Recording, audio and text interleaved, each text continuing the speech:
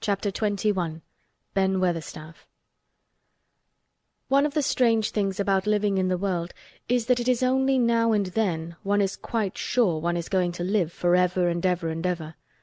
One knows it sometimes when one gets up at the tender, solemn dawn-time and goes out and stands alone and throws one's head far back and looks up and watches the pale sky slowly changing and flushing and marvellous unknown things happening until the east almost makes one cry out and one's heart stands still at the strange, unchanging majesty of the rising of the sun, which has been happening every morning for thousands and thousands and thousands of years. One knows it then, for a moment or so.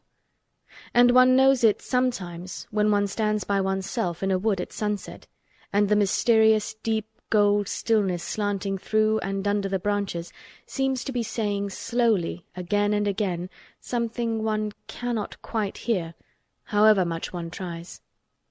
Then sometimes the immense quiet of the dark blue at night, with millions of stars waiting and watching, makes one sure. And sometimes a sound of far-off music makes it true. And sometimes a look in someone's eyes. And it was like that with Colin when he first saw and heard and felt the springtime inside the 4 high walls of a hidden garden. That afternoon the whole world seemed to devote itself to being perfect and radiantly beautiful and kind to one boy. Perhaps out of pure heavenly goodness the spring came and crowned everything it possibly could into that one place. More than once Dickon paused in what he was doing and stood still with a sort of growing wonder in his eyes, shaking his head softly. It is gradely," he said.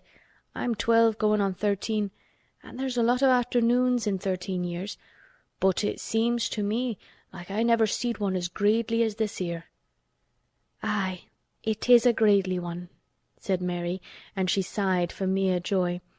"I'll warrant it's the gradeliest one as ever was in this world." "Does tha think," said Colin, with dreamy carefulness, "as happen it was made like this here all of a purpose for me?" "My word!" cried Mary admiringly. "That there is a bit o' good Yorkshire. Tha'rt shapen first-rate, that tha'rt." And delight reigned. They drew the chair under the plum-tree, which was snow-white with blossoms and musical with bees. It was like a king's canopy, a fairy king's. There were flowering cherry-trees near, and apple-trees whose buds were pink and white, and here and there one had burst open wide. Between the blossoming branches of the canopy bits of blue sky looked down like wonderful eyes. Mary and Dickon worked a little here and there, and Colin watched them. They brought him things to look at, buds which were opening, buds which were tight closed, bits of twig whose leaves were just showing green, the feather of a woodpecker which had dropped on the grass, the empty shell of some bird early hatched. Dickon pushed the chair slowly round and round the garden, stopping every other moment to let him look at wonders springing out of the earth or trailing down from trees. It was like being taken in state round the country of a magic king and queen and shown all the mysterious riches it contained. "I wonder if we shall see the robin," said Colin. "Tha'll see him often enow after a bit," answered Dickon. "When th' eggs hatches out, the little chap he'll be kept so busy it'll make his head swim. Tha'll see him flyin' backward and for'ard, carryin' worms nigh as big as himsel', and that much noise goin' on in the nest when he gets there as fair flusters him so as he scarce knows which big mouth to drop the first piece in, and gapin' beaks and squawks on every side. Mother says as when she sees the work a robin has to keep them gapin' beaks filled, she feels like she was a lady with nothin' to do. She says she's seen the little chaps when it seemed like the sweat must be droppin' off 'em, though folk can't see it." This made them giggle so delightedly that they were obliged to cover their mouths with their hands, remembering that they must not be heard. Colin had been instructed as to the law of whispers and low voices several days before. He liked the mysteriousness of it and did his best, but in the midst of excited enjoyment it is rather difficult never to laugh above a whisper. Every moment of the afternoon was full of new things, and every hour the sunshine grew more golden. The wheeled chair had been drawn back under the canopy, and Dickon sat down on the grass and had just drawn out his pipe when Colin saw something he had not had time to notice before. "That's a very old tree over there, isn't it?" he said. Dickon looked across the grass at the tree, and Mary looked, and there was a brief moment of stillness. "Yes," answered Dickon after it, and his low voice had a very gentle sound. Mary gazed at the tree and thought. "The branches are quite grey, and there's not a single leaf anywhere," Colin went on. "It's quite dead, isn't it?" "Aye," admitted Dickon, "but them roses as has climbed all over it will near hide every bit o' the dead wood when they're full o' leaves and flowers. It won't look dead then. It'll be the prettiest of all." Mary still gazed at the tree and thought. "It looks as if a big branch had been broken off," said Colin. "I wonder how it was done." "It's been done many a year," answered Dickon. "Eh!" with a sudden relieved start and laying his hand on Colin. "Look at that robin! There he is! He's been foraging for his mate." Colin was almost too late, but he just caught sight of him, the flash of red-breasted bird with something in his beak. He darted through the greenness and into the close-grown corner and was out of sight. Colin leaned back on his cushion again, laughing a little. "He's taking her tea to her. Perhaps it's 5 o'clock. I think I'd like some tea myself." And so they were safe. "It was magic which sent the robin," said Mary secretly to Dickon afterward. "I know it was magic." For both she and Dickon had been afraid Colin might ask something about the tree whose branch had broken off 10 years ago, and they had talked it over together, and Dickon had stood and rubbed his head in a troubled way. "We mun look as if it wasn't no different from t'other trees," he had said. "We couldn't never tell him how it broke, poor lad. If he says anything about it, we mun try to look cheerful." "Aye, that we mun," had answered Mary. But she had not felt as if she looked cheerful when she gazed at the tree. She wondered and wondered in those few moments if there was any reality in that other thing Dickon had said. He had gone on rubbing his rust-red hair in a puzzled way, but a nice, comforted look had begun to grow in his blue eyes. "Mrs. Craven was a very lovely young lady," he had gone on rather hesitatingly, "and mother she thinks maybe she's about Misselthwaite many a time, looking after Mr. Colin, same as all mothers do when they're took out of the world. They have to come back, tha sees. Happen she's been in the garden, and happen it was her set us to work and told us to bring him here." Mary had thought he meant something about magic. She was a great believer in magic. Secretly she quite believed that Dickon worked magic, of course good magic, on everything near him, and that was why people liked him so much and wild creatures knew he was their friend. She wondered, indeed, if it were not possible that his gift had brought the robin just at the right moment when Colin asked that dangerous question. She felt that his magic was working all the afternoon and making Colin look like an entirely different boy. It did not seem possible that he could be the crazy creature who had screamed and beaten and bitten his pillow. Even his ivory whiteness seemed to change. The faint glow of colour which had shone on his face and neck and hands when he first got inside the garden really never quite died away. He looked as if he were made of flesh instead of ivory or wax. They saw the robin carry food to his mate 2 or 3 times, and it was so suggestive of afternoon tea that Colin felt they must have some. "Go and make one of the men servants bring some in a basket to the rhododendron walk," he said, "and then you and Dickon can bring it here." It was an agreeable idea, easily carried out, and when the white cloth was spread upon the grass, with hot tea and buttered toast and crumpets, a delightfully hungry meal was eaten, and several birds on domestic errands paused to inquire what was going on, and were led into investigating crumbs with great activity. Nut and Shell whisked up trees with pieces of cake, and Soot took the entire half of a buttered crumpet into a corner and pecked at and examined and turned it over and made hoarse remarks about it until he decided to swallow it all joyfully in one gulp. The afternoon was dragging towards its mellow hour. The sun was deepening the gold of its lances, the bees were going home, and the birds were flying past less often.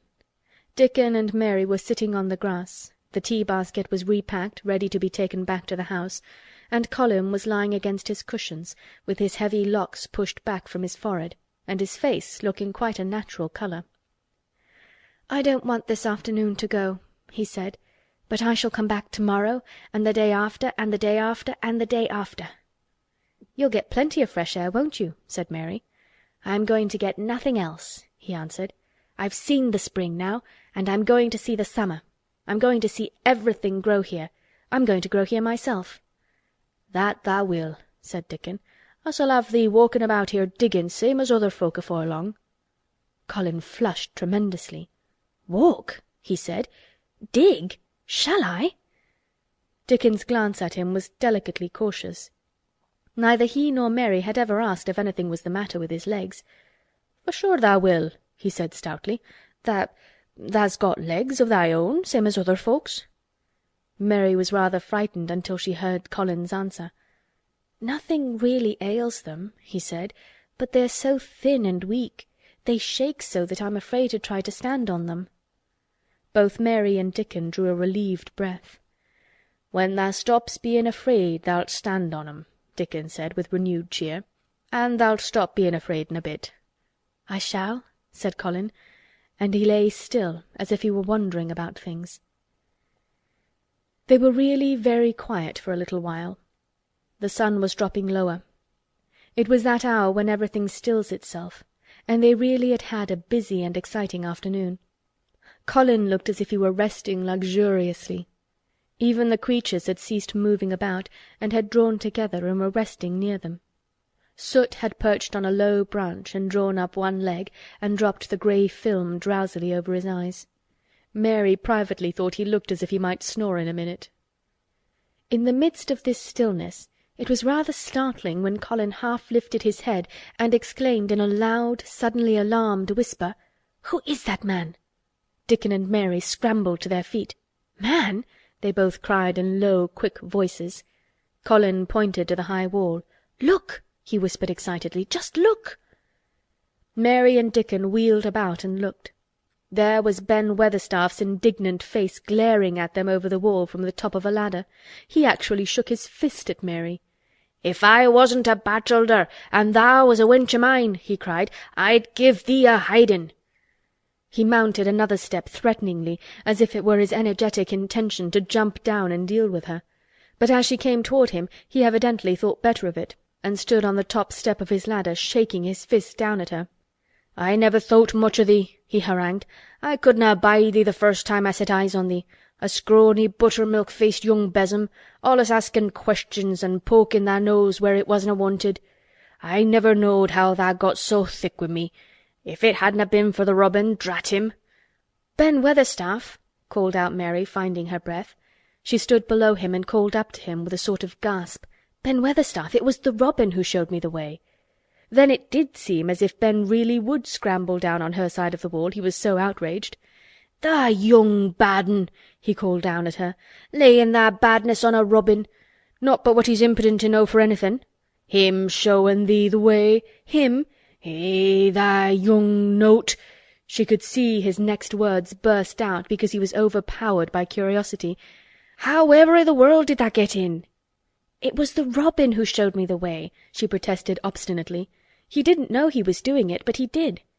And I can't tell you from here while you're shaking your fist at me." He stopped shaking his fist very suddenly at that very moment, and his jaw actually dropped as he stared over her head at something he saw coming over the grass toward him.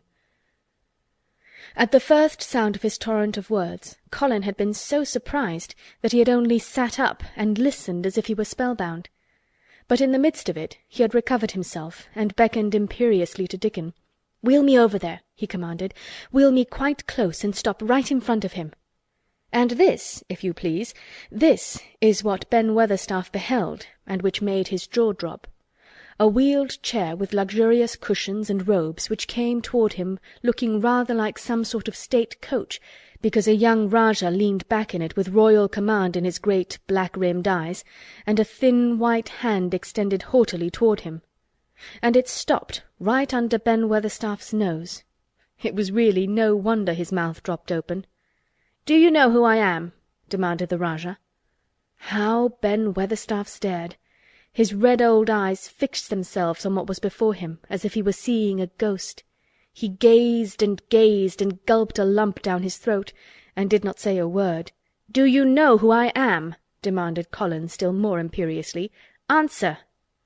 Ben Weatherstaff put his gnarled hand up and passed it over his eyes and over his forehead, and then he did answer, in a queer, shaky voice. "Who tha'rt?" he said. "Aye, that I do, with thy mother's eyes staring at me out o' thy face. Lord knows how tha come here, but tha'rt the poor cripple." Colin forgot that he had ever had a back. His face flushed scarlet, and he sat bolt upright. "I'm not a cripple!" he cried out furiously. "I'm not!" "He's not!" cried Mary, almost shouting up the wall in her fierce indignation. "He's not got a lump as big as a pin. I looked, and there was none there, not one." Ben Weatherstaff passed his hand over his forehead again and gazed as if he could never gaze enough. His hand shook, and his mouth shook, and his voice shook. He was an ignorant old man, and a tactless old man, and he could only remember the things he had heard. Thou hasn't got a crooked back," he said hoarsely. "No!" shouted Colin. Thou hasn't got crooked legs," quavered Ben more hoarsely still. It was too much. The strength which Colin usually threw into his tantrums rushed through him now in a new way. Never yet had he been accused of crooked legs, even in whispers, and the perfectly simple belief in their existence, which was revealed by Ben Weatherstaff's voice, was more than Rajah, flesh and blood, could endure. His anger and insulted pride made him forget everything but this one moment, and filled him with a power he had never known before, an almost unnatural strength. "Come here!" he shouted to Dickon, and he actually began to tear the coverings off his lower limbs and disentangle himself. "Come here! Come here this minute!" Dickon was by his side in a second. Mary caught her breath in a short gasp and felt herself turn pale. "He can do it, he can do it, he can do it, he can!" she gabbled over to herself under her breath as fast as ever she could.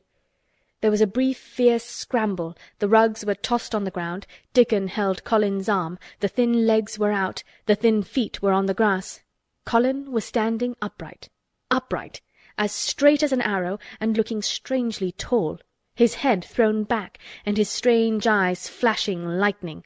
"Look at me!" he flung up at Ben Weatherstaff. "Just look at me, you! Just look at me!"